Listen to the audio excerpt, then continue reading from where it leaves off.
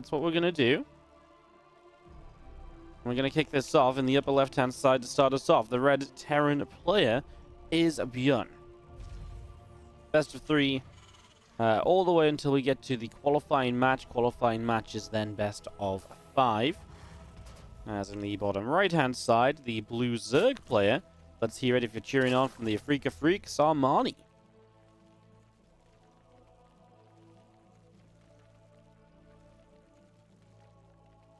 Alrighty, so ByuN and Armani, game number 1 of this best of 3.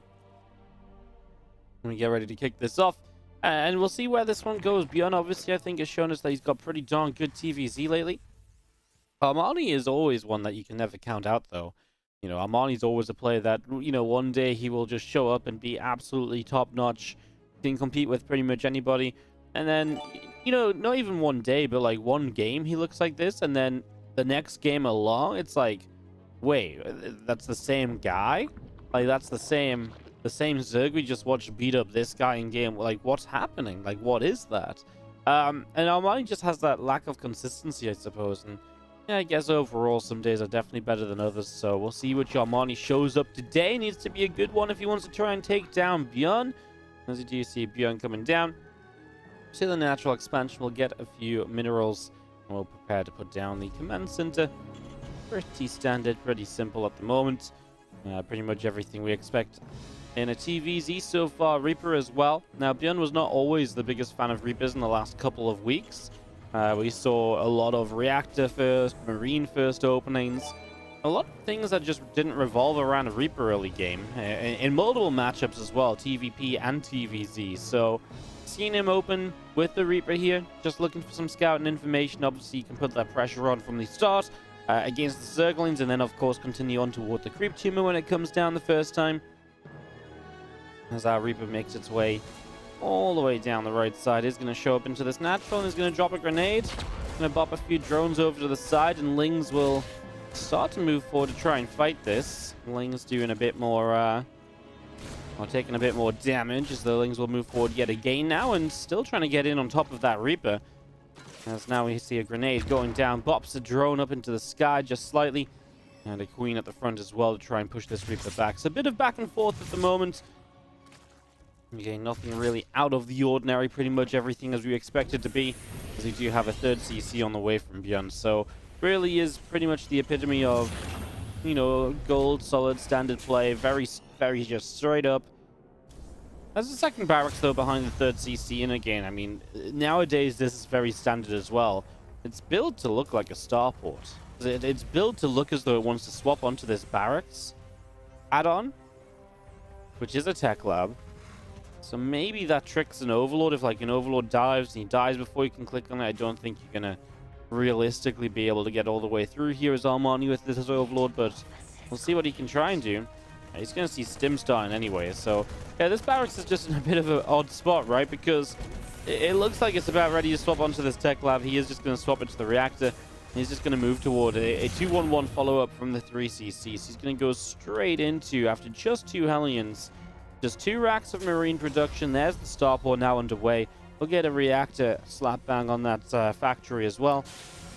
And we will go from there as ByuN morphs an orbital in on the main base, third CC that he's already got setting up, and plenty of drones still just on the way out as a couple of Overlords will rally out in different places, and the Queen count continuing to rise as well. So Armani seems pretty well set in what he wants to do here and the sort of approach he wants to take.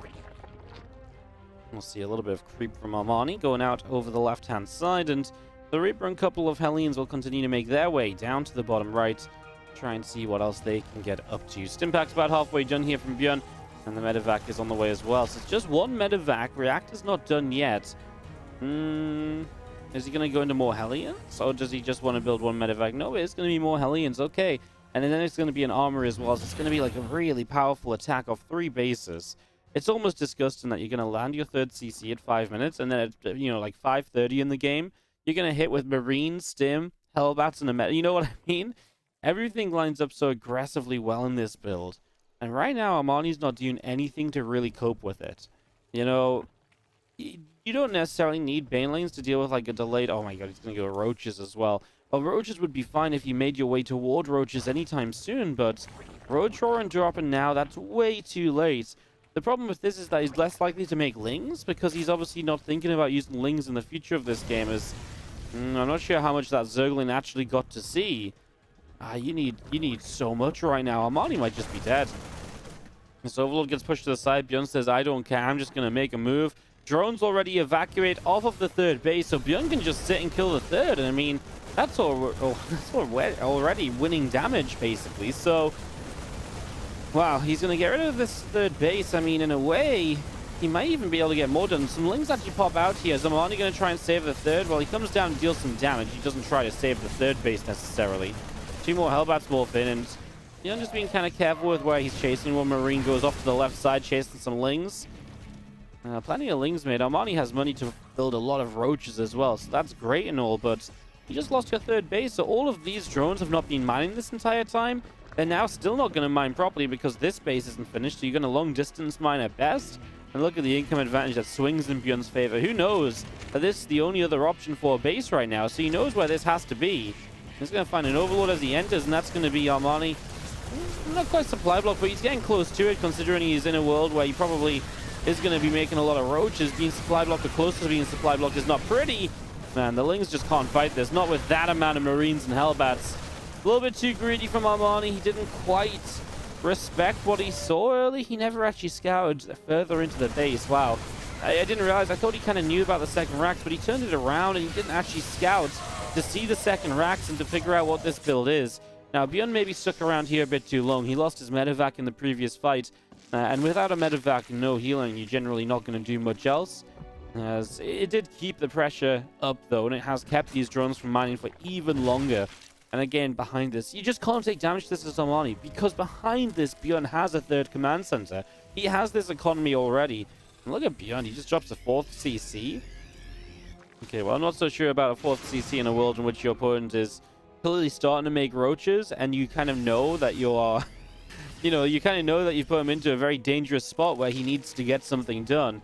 I feel like making the 4th CC is almost baiting him into, getting a successful attack off, but we shall see.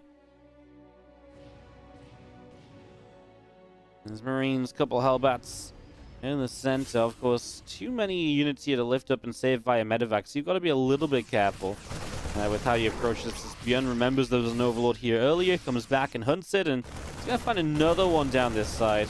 Yeah, he doesn't have enough space in medevacs to just lift and leave, so when he scans here, he should just be backing away. A trade just becomes expensive, especially against Roach Ravager. One of the things you want to make sure of in this scenario is you're not just gifting units to your opponent. The last thing you want to have happen is that you lose like 8 or 10 Marines, and then you just have less on the defense when you would have had more all joined up together to really make a hold against this army. Because this is basically an all-in attempt right now from Armani. He does not start 2-2. He's sitting on 67 drones as he has done for a while. He's absolutely gearing up to just push and go and try and win this game. ByuN is going to finish up all of the important upgrades, though. Combat and 1-1's obviously long gone. He's even maybe going to have +1 vehicle weapons, so the tanks are going to be even better than usual. You just have 2 of those tanks set up, although a little bit of a gap between them, and if Armani does come in from this left-hand side, well, there's only 1 tank right away in position to really deal with that. Splits back away from the first few corrosive files. Now units come in from the low ground as well. ByuN just has so much bio on the high ground. It doesn't even come down to siege tanks. The bio alone will clean this up and push this back. A little liberator that's been... That was built after the medevac. Doesn't seem like it's had much fun at all, though. This is just a hold. I mean, you meant to have an overwhelming amount here as Armani, but overwhelming? Absolutely not. When bio is pushing you back, when the siege tanks weren't even that big of a deal, yeah, you're having a pretty bad time. And it is just the fact that upgrades are done and the numbers are there for ByuN. Armani has not been able to hit this max out or this timing as well as he would have liked to because of the damage done earlier. And hence, ByuN just has the numbers to really cope with this without any problems. Armani's going to continue to move around, and I don't really know what he can do right here, honestly. It's not really good, especially considering ByuN has a 4th command center ready to go. So it's not like ByuN's being kept on 3 bases even. Like, no, he's ready to go to 4 bases as well. Like, I just don't think there is a good answer to this, quite frankly, as we're going to chase once again. The Roach Ravager's going to turn around. A couple of these medevacs out of energy. ByuN just going to keep them alive. Yeah, I think kind of fine for ByuN to trade, but it's only going to get better for him if he waits a little bit. 2-2 is about to be done, and remember that Armani really cut a bit of everything to make sure that he could really hit this 1-1 timing as best he could. Well, ByuN's actually starting to move out, so he is a bit out of position by the time this Ling Roach Ravager comes around the top side. So we're going to be seeing a few corrosive bars going down. Medivacs and bar units dodge away for the moment. ByuN going to stim forward here. Roaches, Ravagers under heavy fire, and again, I mean, nothing was really changed from the previous fight. Only ByuN's army got better upgrades in the last couple of moments. He had a couple corrosive vials toward the end here, and that's making it more difficult than it maybe should be. A siege tank will set up, and there's no way to get on top of that. Yeah, okay, I'll say it. ByuN maybe took a little bit of a fight there, which was a little bit less effective than it could have been. But you know what, guys? Sometimes it just doesn't matter. ByuN picks up game 1 of this best of 3 series. We are best, but let's get into game number 2, as we have in the top right side, the red Terran player is, of course, ByuN. Here in game number 2 of this series now. Here on Pillars of Gold, as well as in the bottom left-hand side, the blue Zerg player is Armani. And now he said purple for some reason. And honestly, I don't really know why. If I'm gonna be quite honest with you guys, I don't really know why I was about to say purple, because I guess the Zerg hatchery is purple. Well, I guess Wardy Brain's just derping up already, huh? I see how it is.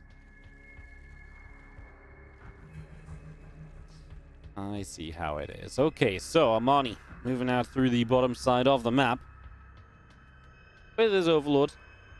Looks like he wants to be pretty cautious about proxy barracks locations. Meanwhile, ByuN, ByuN is not much of a proxy raxer, is he? We see a lot of players like Innovation, TUI. These guys I would expect 2 racks, 3 racks from. ByuN is really not that kind of person, though. Not that kind of person, but not that kind of player. I don't think it makes you like a really bad person to proxy racks, and that's like Innovation. I hate you. But yeah, it does make me wonder a little bit. Kind of, yeah, it just makes me wonder a little bit, basically. What he could do if you mix that in more, because I really can't recall the last time I saw ByuN proxy racks and TvZ with Marines. Like every now and then he proxy racks with Reapers, but it's always one of those things where it's just so good to kind of mix it in or so, So, yeah. Alright, Reaper is just on the way out. It's going to be popping in a few moments' time. The Marine is coming in to follow. We are just going to be seeing this Reaper heading out down to the bottom left-hand side. So the Reaper's going to wander across down to the bottom of the map. And again, just factory on the way. It looks like a single gas opener yet again here. So, oh, as I say it, second gas is taken. My apologies. So yeah, sorry, I thought the factory was maybe a few more seconds along, so I thought we'd passed the point of taking the second gas, but we had not. So the second gas does come up. As we do have the Reaper already fighting Zerglings, he will get 1, and he could maybe get 2. Yeah, Queen's about to pop though, and the Reaper is low, so you don't want to push your luck here. Which is obviously something that ByuN knows, and hence why he's being a little cautious moving this Reaper around. Trying to just make sure it's not going to get caught, and he's actually going to take another shot or 2. And of course, Pillars of Gold, pretty difficult map to try and deny the creep tumor on, so shouldn't be possible here. And now that it's already placed, absolutely not going to find any sort of cancel or delay on this creep spread. Now, the starport on the way in the main base is a couple of extra Hellions are going to come on through as well, so we keep things moving here for the moment. And yeah, that starport coming up to completion as link speed's going to be done in just a few moments' time. The Queen is going to push the Reaper away out through toward the center, and we've got a Marine already tackling this Overlord, which is on its way through into the main base as well. So Overlord into the main, it's going to see the Tech Lab finishing up on the rack, Stimstein, Viking on the way as well. That's going to pop out and going to try and jump in on top of this OV2. Well, I mean, it's just going to be dead by then, I guess, but yeah, you can see the difference from Armani. From last game to this game, he's already adjusting the scouting. This time he sends the Overlord all the way in. He wants to make sure he knows everything about what ByuN is doing early, because he does not want to be caught off again. I love the play. This looks like a really hardcore committed stim setup. I'm shocked to see it move over to the side, but he's going to make Cloak Banshees instead, isn't he? And you know what? It might just be one of those games where actually, because it's just a Viking, and this Viking actually really wants to find an Overlord, because more than anything else, I think you really want to show your opponent that you've actually made the Viking. Because if you actually see the Viking here, wow, he's going to think it's a Hellbite attack too, so he's building a Spine Crawler. That's a little bit of a misread. But if you see the Viking, oh no, did he get to see? Is the whole plan spoiled? No, it isn't. Oh my god. So yes, if you show the Viking, then the Zerg's like, well, of course you're going into like, just you're actually committing to stim and stuff, right? You know, he's not thinking about Banshees. Maybe you make spores to help out in case of a Liberator, and that's probably my best guess, if anything. And yeah, he's going to make Liberator spores. So you can see that these are already kind of not positioned to deal with a Banshee. Banshee spores should be in the center of mineral lines to cover as much detection range as possible. These spores are to stop Liberators flying in and hitting from the edges. So this is Armani absolutely not going to be prepared for Banshee play. But as ByuN comes in and checks with these Hellions, he sees, okay, you are building some spores anyway. So he actually moves away from the Banshee, cancels Cloak. He just gets one Cloakless Banshee. Honestly, that might not be a bad thing either, because we go into missile upgrades again here from Armani. So he's going to attempt to play Roaches for a second game in a row. And if he attempts to play Roaches second game in a row, well, we've got this Banshee already heading through the center of the map down to the bottom left-hand side.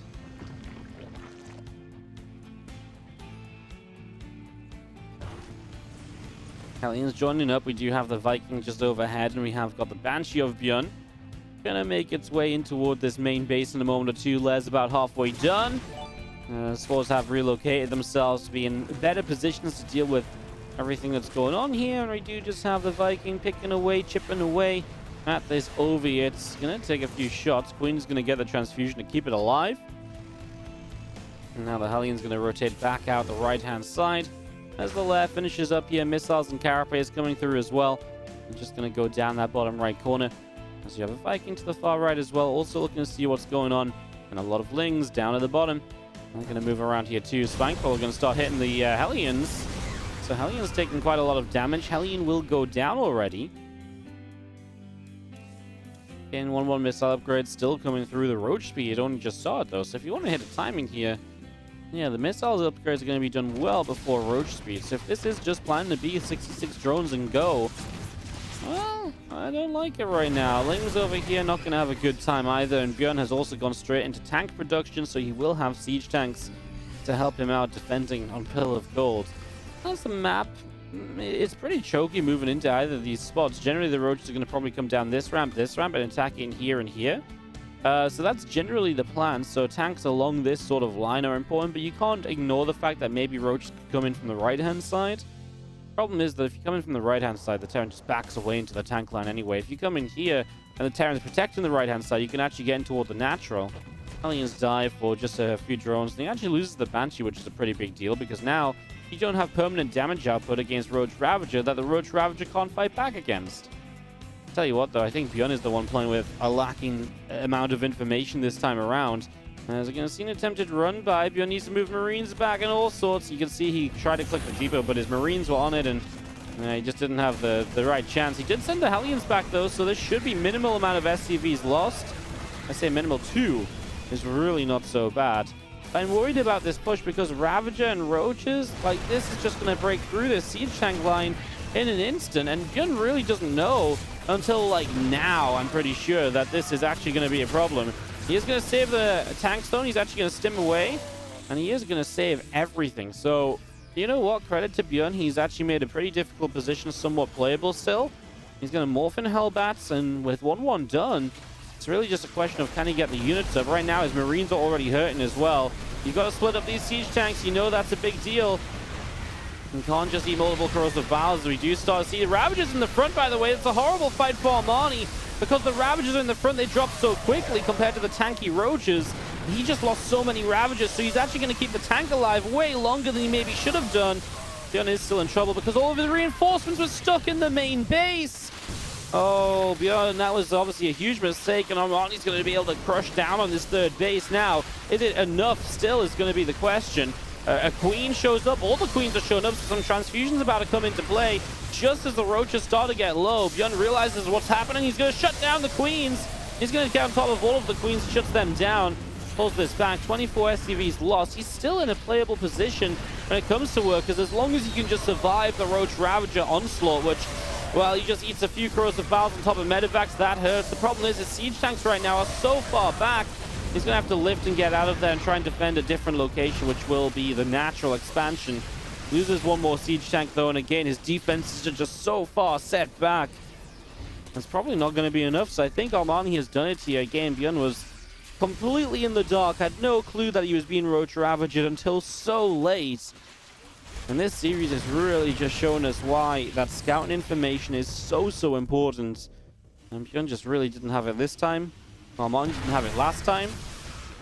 A couple of biles go down and starting to break through the front door. The depots are going to continue to fall as well. More biles going to go out onto this armory, and the armory is being tapped down. Now some biles up onto the supply depot as well, as we'll see tank fire still covering. Keeping the Roach Ravager at bay, trying to get up this ramp. Armory falls. You know, ByuN's got 2-2, and he is going to be up against just +2 of his opponent. The problem is, what do? You can't really move down this ramp into this. Do you drop? I mean, if you drop, I feel like the Zerg is going to know, and maybe he strikes. I feel like you've got to do something, though. I feel like you've got to at least either send a medevac out, or you're about to try and find a way to move down here. What you can potentially do, maybe, is... I don't think one medevac does. I think you need to send 2 medevacs out. And that would be enough to potentially just kind of push this Zerg army away, because it's basically going to pull everything back home. First of all, lands on a couple Marines already. That hurts. Ling Roach Ravager all the way back down to the bottom side with the Ling Roach moving up to the top. Marines and tanks are moving out. Okay, well. 40 supply difference. The Ling Roach on the top side is very out of position. So if there's going to be a way to make this work, this would be it, because so many of the units there from Armani were just not in the right place. So ByuN has somewhat successfully made his way to the 3rd base. And I think now Armani's going to just open up these rocks to provide even extra coverage against this attack. You know, give himself extra potential to move in different sides. I mean, you can see the tanks definitely aren't set up to really fight in this direction. Even the Marines aren't really set up to fight in this direction. You have to dodge the biles here, of course, as ByuN is surviving. Yeah, but look at the transition on the way up from Armani. He says, let's move it into lurkers. Let's go into that next stage of the tech tree here.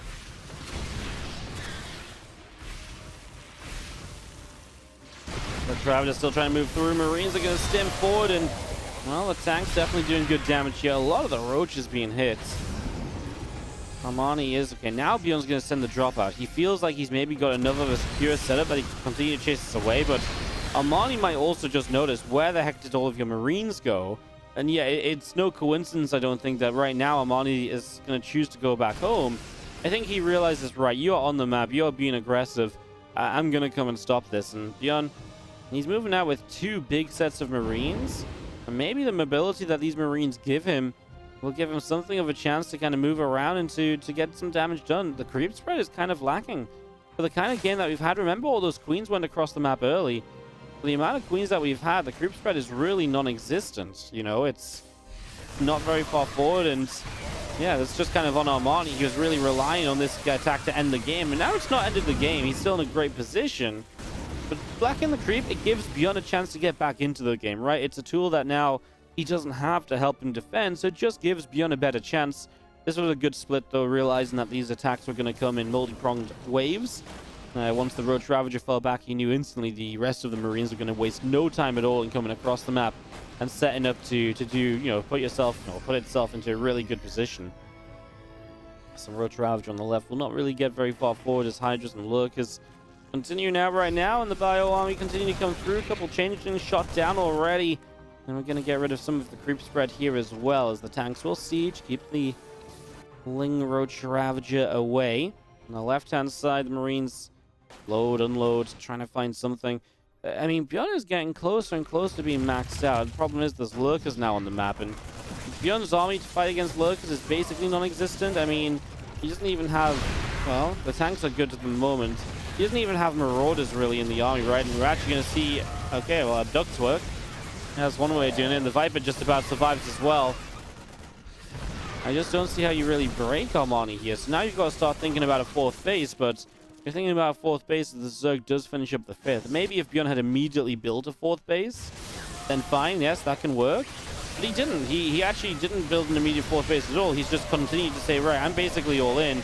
These are good trades. He's getting all the Vipers and everything, by the way. My favorite thing to point out about ByuN He started his armor upgrade before the attack upgrade again. Honestly, this kind of baffles me every single time. He's going to find the Lurker Den before Adaptive Talents. Probably prolongs his life in this game. And you know what? He's going to kill the Hive as well. ByuN is going to find some damage. Hey, killing the Hive is absolutely massive. As we're going to see now, he comes forward. He's just going to trade out Marines for Ravagers. Lifts up, gets out of there. This base now undefended. Okay, I mean, Adaptive Talents going down is a pretty big deal. And especially because now you've got to wait for Hive to finish up once more before you can start that. That's going to take a little while. ByuN's going to stim into Lurkers. There's only a few of them here. He is going to force them to unsiege back away. He's going to get a couple more of them as well. Transfusion's keeping them alive. Boy, do they do so much damage, though. And he's just in still a lot of trouble with the Marine HP. And he is still also just massing Marines. That's all that's going on. But he's also just killing drones over here that have rallied onto this base. So Armani loses 18 Lurkers. And talk about perhaps falling apart a little bit. ByuN re-engages in, picks off more Ravagers, and now he's maybe going to get himself a Viper. Armani is just everywhere in all the wrong places, though. Oh, no. He's being pulled apart. He's going to lose the 5th base as well. I mean, the army supply still doesn't look good for ByuN. But, well, but other parts of this game do look okay. He's going to drop to this high ground. You know what? There's not really much in this main base right now. He's going to get rid of a Spore, which allows the drops to stick around longer. There's a few drones coming in here. He could probably cancel the hatch. Yeah, what's he going to go for? He's going to go to try and cancel the hatch, where he knows the value of that, because what it really does, it denies the gases in the main base. So right now you're working off 6 gas to try and produce a Lurker-focused army. I mean, that's very expensive. So 6 gas is not really going to cut it.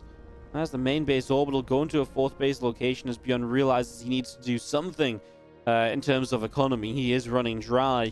You know, he's running out of gas with the main base mined out, the natural very much so mined out as well. But this is where Armani is going to find an opportunity to strike offensively. So Armani now just finding a fight. ByuN's got units across the map as well. And now he's going to lose the orbital command, so you're going to lose some of the economy that you really needed.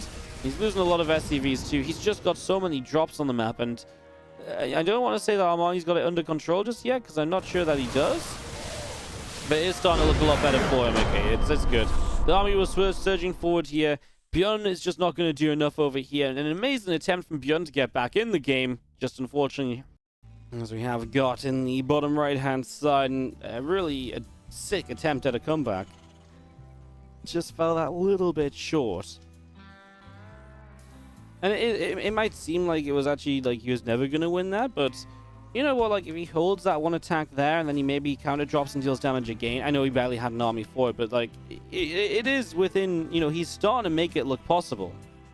Bottom right side is ByuN, our red Terran player. Top left, Armani, the blue Zerg. Well, he is probably not feeling too good about that last game because he got into an amazing position. And it still took him forever and a day to work his way into an actual victory, to work his way into the point on the board. So Armani is probably looking at this and saying, huh, yeah, I'm gonna need a pretty big advantage again, otherwise he's just gonna do that to me.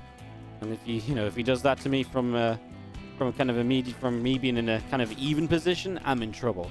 That said, I mean, Armani's army wasn't really set up to deal with pressure or drops, and it was a game where he was very much so on the offensive, so his defensive setup wasn't really there initially. And that's why he maybe started to fall apart. I mean, he did defend well at first, and then it went badly, right? So, yeah. I don't know. We'll see what he brings us in this game 3. He's been very Roach-centric so far. Now, Deathor is not really the map to play Roaches on. We've obviously got ramps up into both into every base. This is not your Roach Ravager kind of friendly map, so then I do wonder what Armani's plan is going to be.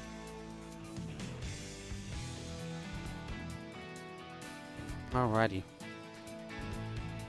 First question, first point of order is second gas or not, and it seems as though we're going to bypass that this time around to make our way into a third CC setup. Nope, there it is. Okay, this one comes down a little bit later than the gas last time.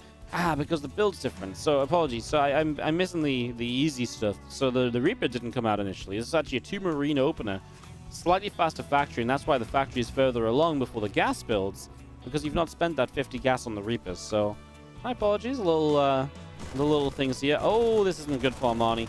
Overlord caught out in the center is just going to go down. That's an early Overlord loss. So that's going to be a supply block already this early into the game. And then you've got to build one more Overlord, and it just now started, so it's a big supply block. He does build the third hatchery, so that's going to use up some of the money. But yeah, this 2 Marine opener from ByuN already comes out, snipes down an Overlord, and has a very good time with that. So he'll be all smiles about that one. Now, Ling speed's coming up. It's going to finish fairly soon. Tech Lab moves off the the factory moves off the Tech Lab, I should say. Starport is going to move onto the Tech Lab in just a few moments.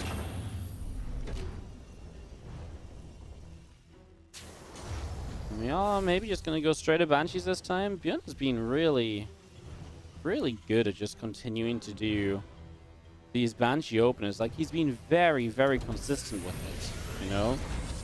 I want to say he's almost been, you know, compared to some of the other Terrans, he's been almost non-stop. He's doing this build, so this is what he did against, he did this against somebody at Asus ROG. I guess it was Solar in the semifinals, and maybe used it against Serral as well. But the idea is you go for a Marine-heavy opening, and this looks a lot like it's going to be that, like it's going to be a 2-1-1 setup. And if you don't scout, you can really fall into the trap of preparing for a 2-1-1, when in reality you're going Cloak Banshees, and then the preparation for Banshees is almost non-existent. In this case, it's just a lot of Marines, and then eventually he will swap to Hellion production. And the first Banshee is now moving across the map as Armani. Well, he knows kind of what's coming. And he seems to know that there's an army on the way as well. So the Baneland Nest is absolutely the right call. It would not have been what I would have initially called to help out with this one. But yeah, I guess it does help against what will be, again, just Hellbats on the ground. And maybe even some Marine support. This Banshee going to the left is already taking a lot of hits. And wants to be as close to the mineral line as possible. But now you're on half HP, and we know how much it comes down to Banshees usually being able to say, like, oh yeah, look at me, super, you know, super just kind of using my HP as a resource to kill drones, essentially. This Queen could have gone down, but ByuN stopped paying attention to the Banshees, so he missed a couple of move forwards that would have just gotten the Queen kill. It was the right idea, cloak up, fight the Queen and soft creep, can't get back so easily, but he didn't put in the work to, well, he didn't put in the extra effort to reap the rewards, but then the Queen gives it to him anyway. Armani's like, Marines and Hellbats better pull everything to try and survive here. Oh my god, the first Hellbat soaks 2 Banelings on its own. That's fantastic. The Banshee in the main seemingly gone down. As 3 drones have fallen. And we're now going to push ourselves up this ramp. So a couple of Hellbats coming through, some Creep Chambers being picked off. And a few more Banelings morphing in from Armani now out the front as well. As our units of ByuN move out to the right-hand side, the Lings start to move through the center. And again, a Banshee going to come around the left-hand side, wants to try and move into the main base. Maybe put a bit more pressure. I mean, the counterattack going to be pretty good. There is nothing at home. So the Ling is on the other side, or at the very least going to cause some disruption here. As ByuN didn't really achieve much with his army, but his army is still alive. And as long as his army still lives, I don't mind it for ByuN, because these are just units that will become useful again later in this game. He has got a 3rd CC ready, and he's on 56 drones versus 52 SCVs. So, you know, as ByuN, you're actually in a good work count here. I'm going to see a drop lord, and I like that a lot, because there really isn't much right now out to defend, but there are some more Marines on the way, so it is getting better. And ByuN just going to go check for the 4th base. He's going to find an Overlord in the process. Gets the kill. Overlord kind of slowed down a little bit there. So yeah, Ling drop into the main. There's actually Marines pretty nearby, so this shouldn't be that much of a problem, in fact. Just reinforcements in the right place, basically, and yeah, ByuN is going to be able to deal with this. He's already moving the Marines, and the tank actually gets a shot off as well. Maybe you still lose a couple SCVs, though, too. Obviously, it's 8 Lings, but you haven't lost the Dropper Lord just yet either, so it's still not that bad. 8 Lings, 2 SCVs. I've seen worse trades in the world of StarCraft 2, you know. I've seen worse trades. Pain and Speed's about to finish up. The melee upgrade's still coming through. A few extra Lings, a few extra Banes. All of this will finish morphing sometime soon, as our Marines now moving up the right side. We got a few Lings out over on the far right as well, with the Marine Hellbat force of ByuN also gathering over to this right side of this. It's going to find a few extra Lings. I like that little check just in case it's like Banes or something morphing for the Dropper Lord. He knows the Dropper Lord's still alive, so it's likely if units are getting ready to go for a second round, they're going to be over in that position, and maybe those Lings have that intention. It's another Overlord kill. This is what, 4 Overlords already? 7.5 minutes in the game? without a Viking or anything. Like, if there's a Viking up and you have a really good catch on Ovies, that's actually kind of like, okay, that happens. But in this case, it's actually kind of ridiculous. As Banes do have Bane speed, though, and they get here very quickly. They jump on the opportunity to go. Yeah, but okay, he's got 15 more Banes about to finish, but they're still not done yet, so the Marines do some extra damage. ByuN now has to try and get away. Should probably try and save that tank. I'm surprised that he didn't try and lift up the tank at all here. The good thing for this, out of ByuN's point of view, was that he was fighting before 1-1 was done of the Zerg, but Baneland speed already being done gave Armani a chance to just run in, clean up. That obviously went very well, as now Marines get healed up by these few medevacs. Everything joining together here and trying to figure out where the next move may be. As we move upwards, we pick off a Zergling already. Bit of fling Bane out over on the left-hand side. Couple creep tumors are starting to press forwards. And we're going to see all our Marines. I mean, this is a fight off creep with siege tank support. And just imagine how much scarier this would be if ByuN just had that one extra siege tank, though. That could have been lifted by a medevac, perhaps.